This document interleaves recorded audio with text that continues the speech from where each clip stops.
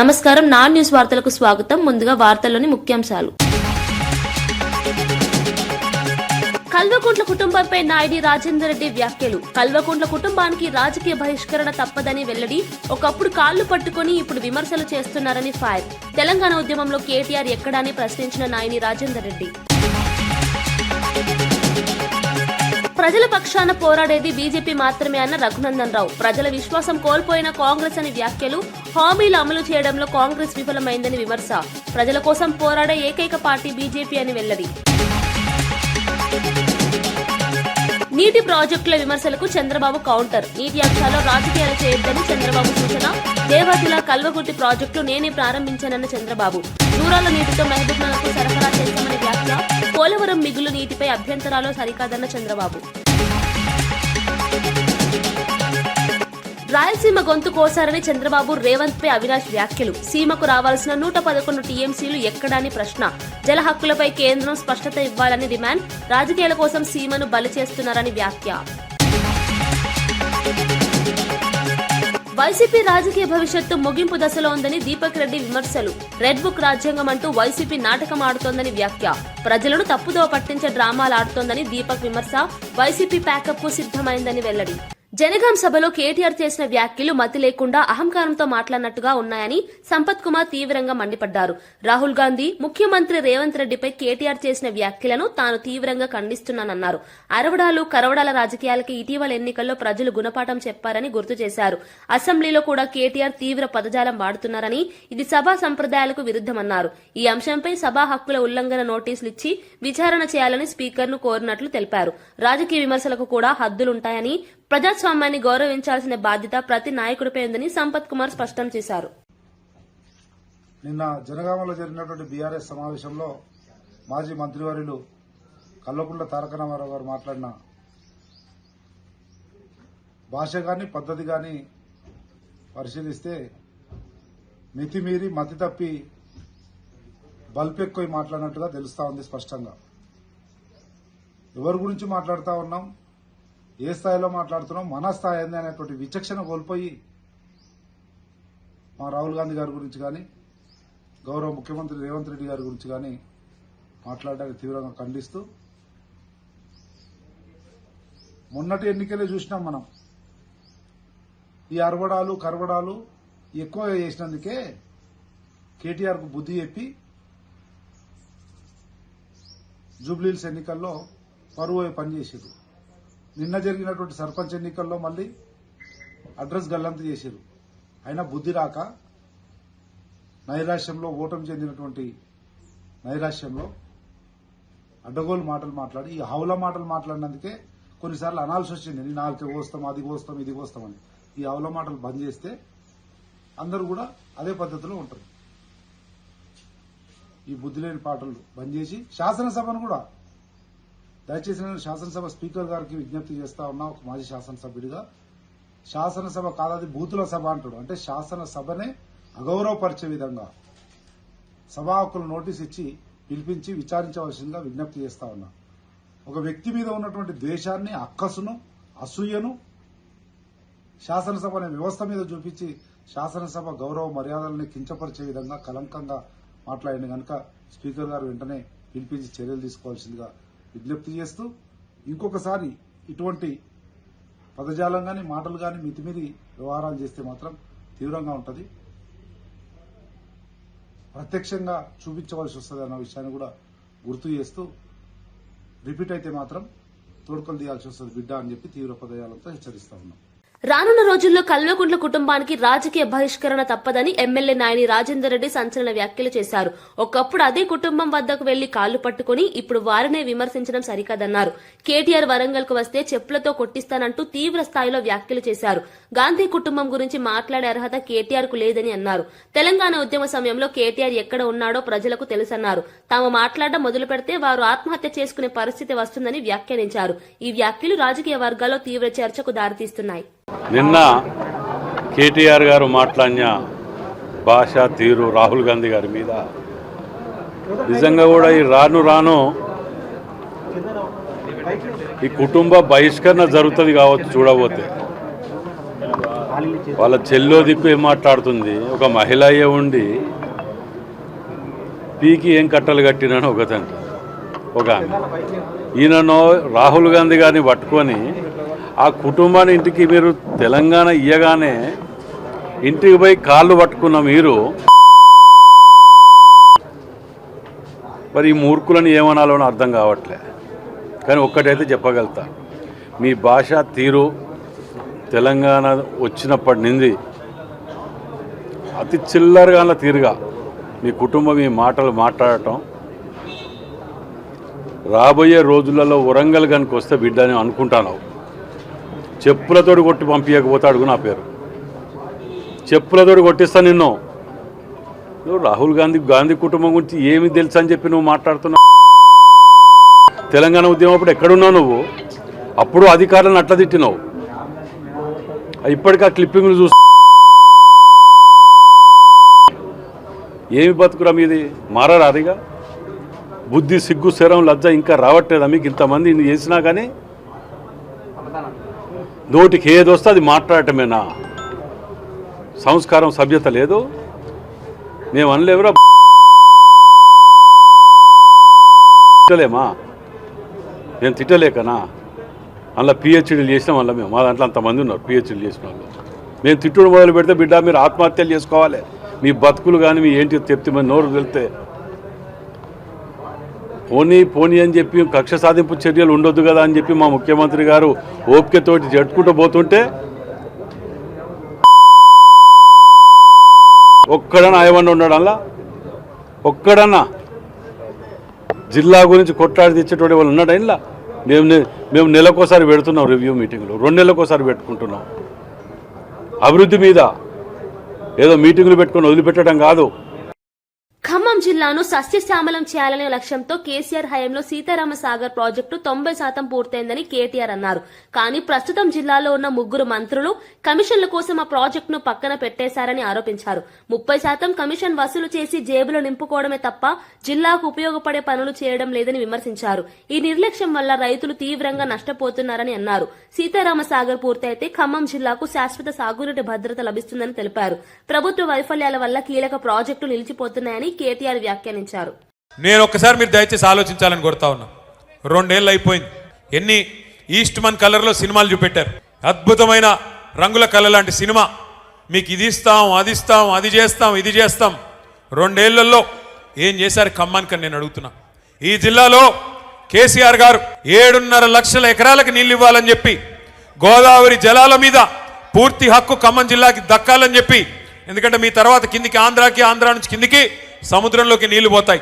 తెలంగాణలో కిందేమీ లేదు ఇంకా ఖమ్మం తర్వాత, కొత్తగూడెం తర్వాత.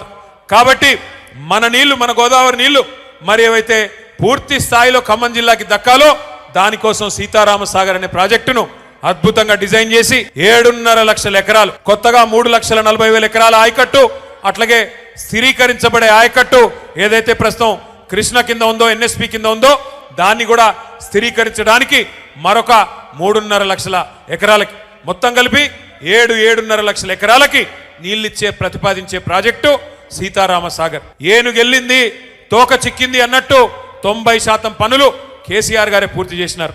చేసి చివరికి మనం దిగిపోయే నాడు డిసెంబర్ 2023లో కట్టిన ఇల్లు పెట్టిన పొయ్యి అన్నట్టుగా వీళ్ళ చేతికి తాళాలు ఇచ్చి మనం పక్కకు తప్పుకున్నాం. 2 ఏళ్ళైంది. ఏం చేశారు మరి?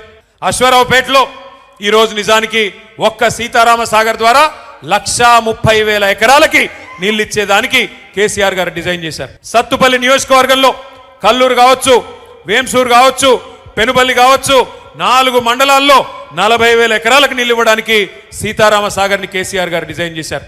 ఇవాళ ఇల్లెందు నియోజకవర్గంలో 20,000 ఎకరాలకు నీళ్లు రావాలి. కొత్తగూడెంలో 10,000 ఎకరాలకు రావాలి. అట్లాగే వైరా నియోజకవర్గంలో 20. హైదరాబాద్ ఒకప్పుడు ఆహ్లాదకర నగరంగా ఉండేదని ఇప్పుడు కాలుష్య కూరల్లో చిక్కుకుపోతుందని ఉప ముఖ్యమంత్రి భట్టి విక్రమార్క అన్నారు. నగరంలోని కాలుష్య కారక పరిశ్రమలను ఔటర్ రింగ్ రోడ్ బయటకు తరలించేందుకు హిల్ట్ పాలసీ తీసుకొస్తున్నామని తెలిపారు. ఈ నిర్ణయం ఇప్పుడే తీసుకున్నది కాదని, ఉమ్మడి ఏపీ హయాంలో 2013లోనే ఈ దిశగా ఆలోచన ప్రారంభమైందని చెప్పారు. బీఆర్ఎస్ పాలనలో కూడా 2019, 2020లో కార్యాచరణ జరిగిందని గుర్తు చేశారు. నగర ప్రజల ఆరోగ్యాన్ని కాపాడటమే లక్ష్యంగా దిశగా ఈ విధానం అమలు చేస్తున్నామని స్పష్టం చేశారు.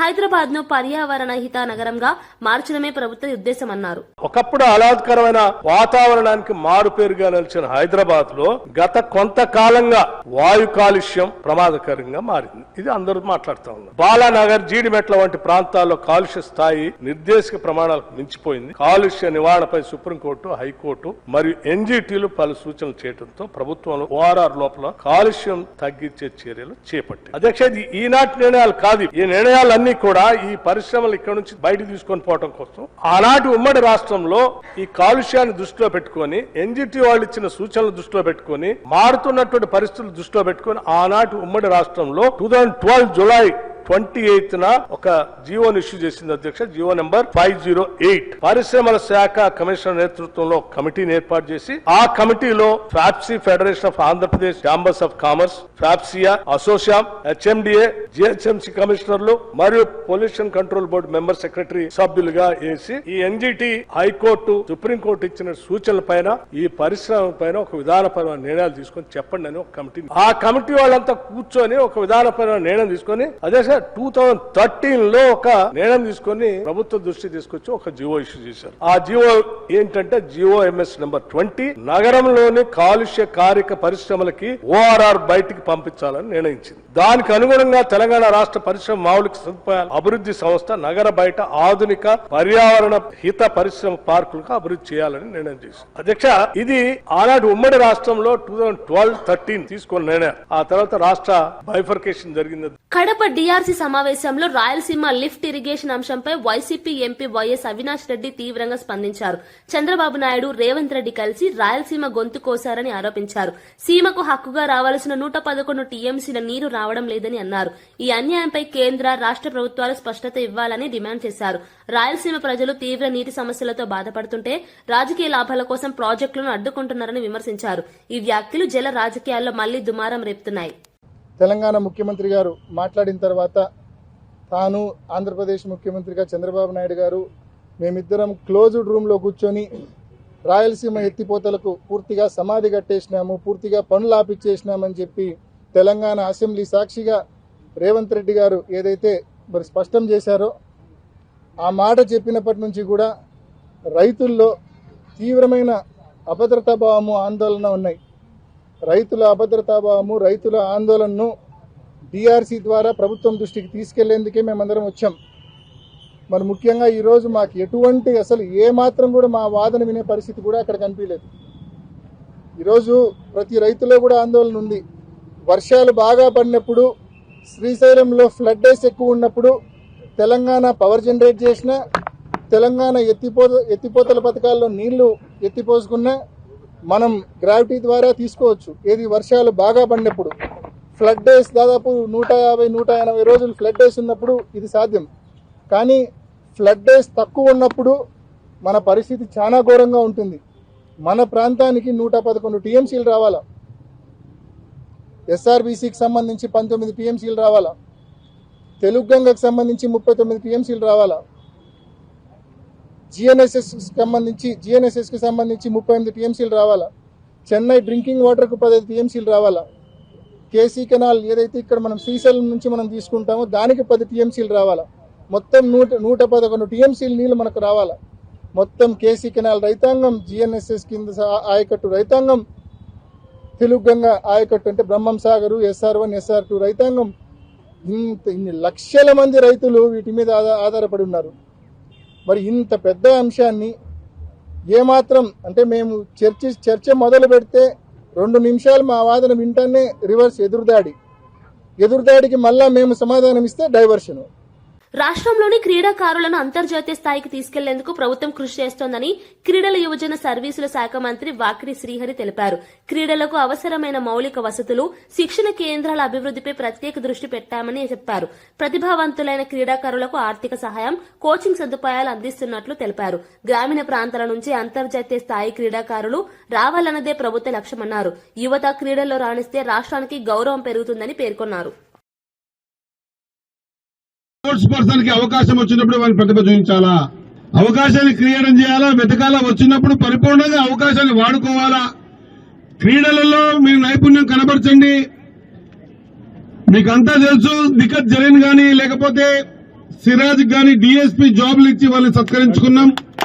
ఇంకా చాలా మందికి ప్రోత్సాహకరమైనటువంటి అన్ని అంశాల పట్ల ఆర్థిక సాయం కూడా చేస్తా ఉన్నాం.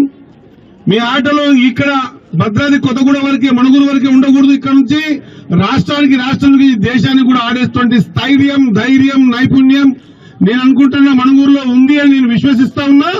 మీరు ఖచ్చితంగా ఫస్ట్ లో ఉంటారని ఆశిస్తూ మీ అందరికీ కూడా బ్లెస్సింగ్స్ తెలియజేస్తూ ముగిస్తా ఉన్నా. జై హింద్, జై భారత్. మన సంస్కృతి సంప్రదాయాలను ప్రపంచానికి చాటేలా అంతర్జాతీయ ఫెస్టివల్స్ నిర్వహిస్తున్నామని పర్యాటక శాఖ మంత్రి జూపల్లి కృష్ణారావు తెలిపారు. సంక్రాంతి సందర్భంగా సికింద్రాబాద్ పరేడ్ గ్రౌండ్స్ లో కైట్ ఫెస్టివల్ నిర్వహిస్తున్నట్లు వెల్లడించారు. ఈ కార్యక్రమం ద్వారా పర్యాటకాన్ని ప్రోత్సహించడమే కాకుండా స్థానిక కళాకారులకు అవకాశాలు కల్పిస్తున్నామని చెప్పారు. విదేశీ పర్యాటకులను ఆకర్షించేలా ఈవెంట్లు రూపకల్పన చేస్తున్నామని తెలిపారు. తెలంగాణ పండుగల గొప్పతనాన్ని అంతర్జాతీయ స్థాయిలో ప్రదర్శించడమే లక్ష్యమన్నారు. ఈ యొక్క కల్చరల్ యొక్క కైట్ ఫెస్టివల్ కూడా పెద్ద ఎత్తున నిర్వహించే కార్యక్రమం చేస్తా ఉన్నాం. సికింద్రాబాద్ పరేడ్ కోర్సులో పెద్ద ఎత్తున చేసే ఏర్పాటు చేస్తా ఉన్నాం. ఇందులో ఈ అన్ని దేశాలు సుమారుగా 19 దేశాలకు చెందినటువంటి 40 మంది అంతర్జాతీయ కైట్ ఫ్లైయర్స్, అట్లాగే మన దేశం నుంచి కూడా సుమారుగా 15 రాష్ట్రాల నుంచి ఈ యొక్క స్పెషలిస్ట్ అవుతుందో ఈ కైట్ ఫ్లైయర్స్ పాల్గొంటా ఉన్నారు. అట్లాగే నైట్ టైం, రాత్రి వేళల్లో ఏది వెలుగులు విరజిమ్మే విధంగా యొక్క నైట్ ఫ్లయింగ్ యొక్క పతంగుల్ని మనం ఏర్పాటు చేస్తా ఉన్నాం. ఇటీవల జరిగిన ప్రెస్ మీట్ లో ఎమ్మెల్సీ దీపక్ రెడ్డి వైఎస్సార్ కాంగ్రెస్ పార్టీపై తీవ్ర విమర్శలు చేశారు. వైసీపీ ప్యాకప్ అయ్యేందుకు సిద్దంగా ఉందని వ్యాఖ్యానించారు. రెడ్ బుక్ నే తమ రాజ్యాంగమని చెప్పుకోవడం రాజకీయ నాటకమని విమర్శించారు. ప్రజలను తప్పుదోవ పట్టించేందుకు డ్రామాలు చేస్తున్నారని ఆరోపించారు. పార్టీ రాజకీయ భవిష్యత్తు ముగింపు దశకు చేరిందని వ్యాఖ్యానించారు. ఈ వ్యాఖ్యలు రాష్ట్ర రాజకీయాల్లో హాట్ టాపిక్ గా మారాయి. కొట్టుకోబోయింది. టీబీ డ్యామ్ గేటు సమస్య వచ్చింది. శ్రీశైలంలో ప్లంజ్ పూల్ వల్ల ఆ డ్యామే రిస్కులో పడే పరిస్థితి వచ్చింది. ఎందుకు ఈ విధంగా చూస్తే అనేక ప్రాజెక్ట్స్కి మీరు కనీసం మెయింటెనెన్స్కి కూడా డబ్బులు ఇవ్వలేదు. మీరు కొత్తగా కట్టే సంగతి పక్కన పెట్టండి. అదే తెలుగుదేశం ప్రభుత్వం, ఇప్పుడు కూటమి ప్రభుత్వం అధికారంలోకి వచ్చిన తర్వాత టీబీ డ్యామ్కి 54 కోట్లు ఇచ్చినారు, అలగనూరుకి 36 కోట్లు, గోరకల్లుకి 55 కోట్లు, ఔకుకి 5 కోట్లు, శ్రీశైలం ప్రాజెక్ట్కి 203 కోట్లు ఆల్రెడీ పేమెంట్ అయిపోయింది. మెయింటెనెన్స్ పనులు అయిపోయినాయి. ఏది ఈ తక్కువ టైంలోనే. అదే 5 సంవత్సరాలు మీరు ఎందుకు చేయలేకపోయినారు, ఎందుకు ఇవ్వలేదు, దయచేసి ఎవరన్నా చెప్పగలిగిన పరిస్థితిలో ఉండారా నేను ప్రశ్నిస్తున్నాను. అదే హంద్రీనివా సుజల సవంతి ఆ కెనాల్ కెపాసిటీ అనేది రాయలసీమకి చాలా ఇంపార్టెంట్. 1700 క్యూసెక్స్ గతంలో ఉంటే కొంచెం కెనాల్ వైడనింగ్ చేస్తుంటే 3500 క్యూసెక్స్ దాకా తీసుకుపోవచ్చు కెపాసిటీ. దాదాపు రోజుకి ఒక అర్ధ టీఎంసీ దాకా మనము నీళ్లు దాంతో నుంచి రావచ్చు. అదేం పెద్ద కష్టమైన పని కూడా కాదు, జస్ట్ కెనాల్ వైడనింగే. ఎందుకు 5 సంవత్సరాలు మీరు చేయలేకపోయినారు అని చెప్పి నేను ఈరోజు సూటిగా ప్రశ్నిస్తున్నాను. ఏ మాత్రం మీకు రాయలసీమ మీద కొంచెమన్నా ప్రేమ ఉందా? రాయలసీమకి అన్యాయం చేసిన వాళ్ళు కాదా అని చెప్పి నేను ప్రశ్నిస్తున్నాను. తెలుగుదేశం కూటమి ప్రభుత్వం ఇప్పుడు రాగానే దాదాపు వార్ ఫుటింగ్లో కొన్ని రోజుల్లోనే దాదాపు 3800 కోట్లు ఖర్చు పెట్టి 700 కిలోమీటర్లు ఆ కెనాల్ అంతా ఈరోజు పర్ఫెక్ట్ కండిషన్లోకి తీసుకొని వచ్చి 3 జిల్లాలకి నీళ్లు అందిస్తూ చివరిగా ఉండే కుప్పమికి కూడా ఈరోజు నీళ్లు పోతున్నాయి అంటే అది తెలుగుదేశం పార్టీ కూటమి ప్రభుత్వం ఈరోజు చేసిన అద్భుతమైన పని. ఎందుకు మీరు గతంలో చేయలేకపోయినారు 5 సంవత్సరాలైనా కానీ అని చెప్పి నేను ఈరోజు ప్రశ్నిస్తున్నాను. అదేవిధంగా తమాషా ఏంటంటే ఎలక్షన్స్ ముందు కుప్పమికి నేను నీళ్లు ఇస్తున్నానని చెప్పి ఒక సినిమా సెట్టింగ్ వేసి ఒక డ్రామా చేసి జగన్మోహన్ రెడ్డి కరెక్ట్ సాయంత్రానికి ఆ నీళ్లు ఆయన వెళ్ళిపోగానే ఆ సినిమా సెట్టింగ్ కూడా ఎత్తేసుకొని వెళ్ళిపోయినారు. అంటే ఇది మోసం చేసినట్టు కాదా రాయలసీమ ప్రజల్ని, కుప్పం ప్రజల్ని అని చెప్పి నేను ఈరోజు ప్రశ్నిస్తున్నాను. ఇప్పుడు మనం శ్రీశైలం డ్యామ్ బ్యాక్ వాటర్స్ నుంచి చూస్తే తెలంగాణ వాళ్ళు 800 ఫీట్స్ నుంచి నీళ్లు తీసుకోగలుగుతారు. కానీ మనం ముచ్చిమర్రి లిఫ్ట్ మీరు చూస్తే 798 ఫీట్ నుంచే మనము నీళ్లు తీసుకోగలుగుతాం. అటువంటి ముఖ్యమైన ముచ్చిమర్రి ప్రాజెక్ట్కి కరెంటు బిల్లులు కూడా హుజురాబాద్ జమ్మీకుంట మున్సిపాలిటీల అభివృద్ధి కావాలంటే బీజేపీకి అవకాశం ఇవ్వాలని కేంద్ర హోంశాఖ సహాయ మంత్రి బండి సంజయ్ అన్నారు. కేంద్ర ప్రభుత్వ పథకాలను సమర్థంగా అమలు చేయగలిగేది బీజేపీనేనని చెప్పారు. స్థానిక మౌలిక వసతులు, ఉపాధి అవకాశాల కల్పనలో బీజేపీ నాయకత్వం కీలక పాత్ర పోషిస్తుందని తెలిపారు. ప్రజలు మార్పు కోరుకుంటున్నారని, రాబోయే ఎన్నికల్లో బీజేపీకి మద్దతు ఇవ్వాలని ఆయన పిలుపునిచ్చారు. గవర్నమెంట్ డిగ్రీ కాలేజ్ ఈ గ్రౌండ్ లో ట్రాక్ ఏర్పడేయాలని చెప్పి గతంలో చాలా మంది ప్రతిపాదనలు వచ్చినాయి. కేంద్ర ప్రభుత్వానికి ఆ ప్రతిపాదన పంపించిన వెంటనే 6,50,00,000 ఆల్రెడీ శాంక్షన్ చేయడం జరిగింది. దురదృష్టవశాత్తు పోయినసారి అభివృద్ధి చేద్దామని సహకరించే వాళ్ళు లేరు, ప్రతిపాదనలు ఇచ్చే వాళ్ళు కూడా లేరు. కాబట్టి ఈ జమ్మికుంట హుజాబాద్ మున్సిపాలిటీస్ ను మాకు అప్పచెప్పండి, కేంద్రం నుంచి నిధులు తీసుకొచ్చే బాధ్యత మాది, రాష్ట్ర ప్రభుత్వం నిధులు ఇవ్వని చెప్పి క్లియర్ చెప్పింది. కాబట్టి నిధులు ఇచ్చేది కేంద్ర ప్రభుత్వం, కాబట్టి నిధులు తీసుకొచ్చేది ఇప్పుడు కేంద్ర ప్రభుత్వం యొక్క సహకారం తప్ప వేరే ఆశలు దేనే లేవు. ప్రజాశాంతి పార్టీ అధ్యక్షుడు కేఏ పాల్ మరోసారి సంచలన వ్యాఖ్యలు చేశారు. ఒక్క ప్రార్థన చేస్తే అప్పటి ముఖ్యమంత్రి వైఎస్ రాజశేఖర రెడ్డికి ఏ విధంగా పరిస్థితులు మారాయో అదే తరహా పరిస్థితి ప్రస్తుతం చంద్రబాబు నాయుడుకి కూడా తప్పదని చెప్పారు. రాజకీయాల్లో అధికారం శాశ్వతం కాదని, ప్రజలను మోసం చేసిన వారిని దేవుడు కూడా క్షమించడని తెలిపారు. అలాగే వైఎస్ జగన్మోహన్ రెడ్డి పాలనపై కూడా తీవ్ర వ్యాఖ్యలు చేశారు. జగన్ ఏం తక్కువ తినలేదని, 5 లక్షల కోట్లకు పైగా అప్పులు చేసి రాష్ట్రాన్ని ఆర్థికంగా వెనక్కి నెట్టేశారని చెప్పారు. రాష్ట్ర భవిష్యత్తుతో ఆడుకున్న నాయకులు ప్రజల ఆగ్రహాన్ని తప్పించుకోలేరని స్పష్టం చేశారు. ₹1 ఇస్తాం, కేఏ పాల్ కవర్ చేయకండి. రాజశేఖర రెడ్డి TV5 నాయుడికి 6 కోట్లు ఇచ్చాడు, 6 ప్రోగ్రాంలు ఆపని. TV5 నాయుడే చెప్పాడు నాకు, సార్ డబ్బులు సార్, మీ ప్రోగ్రాం క్యాన్సిల్ చేశాను సార్. అది కనీసం నీతిగా ఆయన ఒప్పుకున్నాడు. ఎవరికి ఎంత ఇస్తున్నాడో తెలుసు, ఆపేదేలా తగ్గేదేలా. దేవుని శాపాలు ఈ ఓనర్స్ మీద రాకపోతే నా చూడండి అంతే, ఎవరి మీద రాలేదు.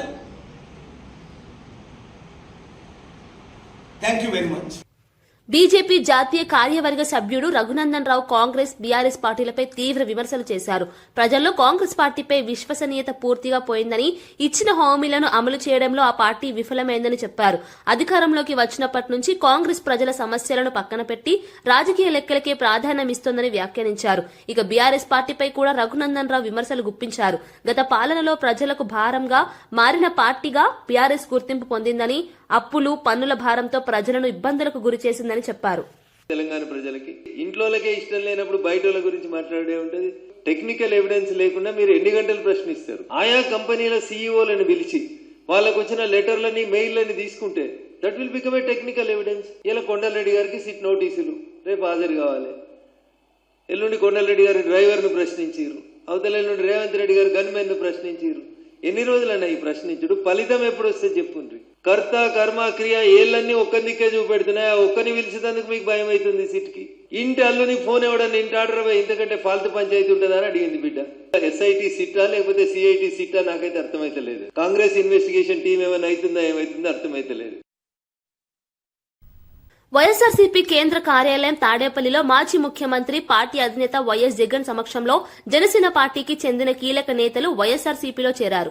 ఏలూరు జిల్లా చింతలపూడి నియోజకవర్గానికి చెందిన జనసేన నాయకులు బండారు గంగా సురేష్, ఆనం సుభాష్ తో పాటు పశ్చిమ గోదావరి జిల్లా పాలకొల్లు నియోజకవర్గానికి చెందిన జడ్డు దామోదర్ పార్టీ కండువా కప్పుకొని అధికారికంగా వైఎస్ఆర్సీపీలో చేరారు. ఈ సందర్భంగా వైఎస్ జగన్ వారికి పార్టీ తరఫున స్వాగతం పలికారు. ప్రజల కోసం పనిచేసే నాయకులకు వైఎస్ఆర్సీపీలో ఎప్పుడు స్థానం ఉంటుందని చెప్పారు. రాష్ట్రంలో ప్రజా సమస్యల పరిష్కారమే లక్ష్యంగా ముందుకు సాగాలని సూచించారు.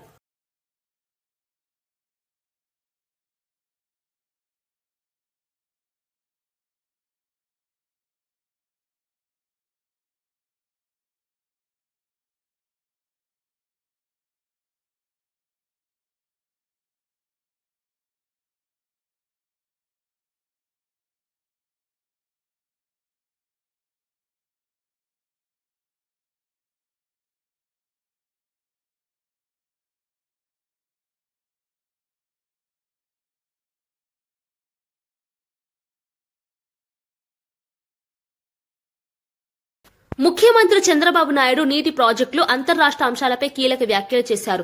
రాజకీయాలు చేయొద్దని తెలంగాణను కోరుతున్నానని, ప్రజల కోసం రాజకీయాలు చేస్తేనే మంచిదని చెప్పారు. గతంలో దేవాదుల, కల్వకుర్తి ప్రాజెక్టులను తానే ప్రారంభించారని గుర్తు చేశారు.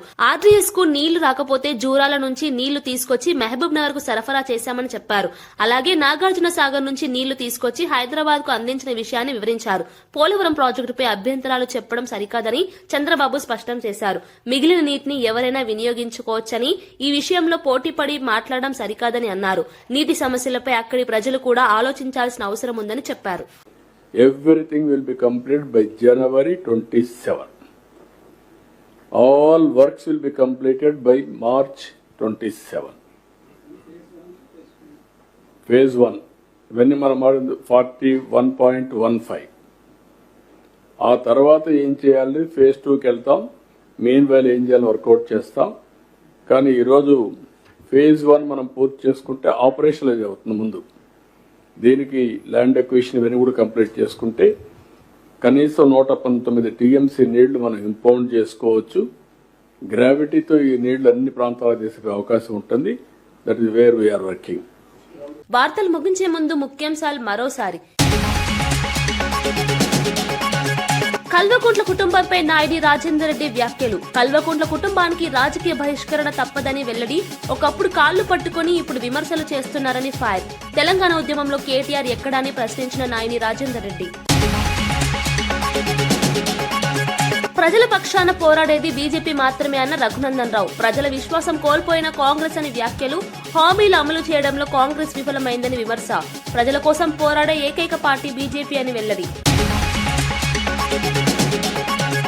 నీటి ప్రాజెక్టుల విమర్శలకు చంద్రబాబు కౌంటర్. నీటి అంశాల్లో రాజకీయాలు చేయొద్దని చంద్రబాబు సూచన. దేవాదుల కల్వకుర్తి ప్రాజెక్టులు నేనే ప్రారంభించానన్న చంద్రబాబు. దూరాల నీటితో మహబూబ్నగర్కు సరఫరా చేస్తామని వ్యాఖ్య. పోలవరం మిగులు నీటిపై అభ్యంతరాలు సరికాదన్న చంద్రబాబు.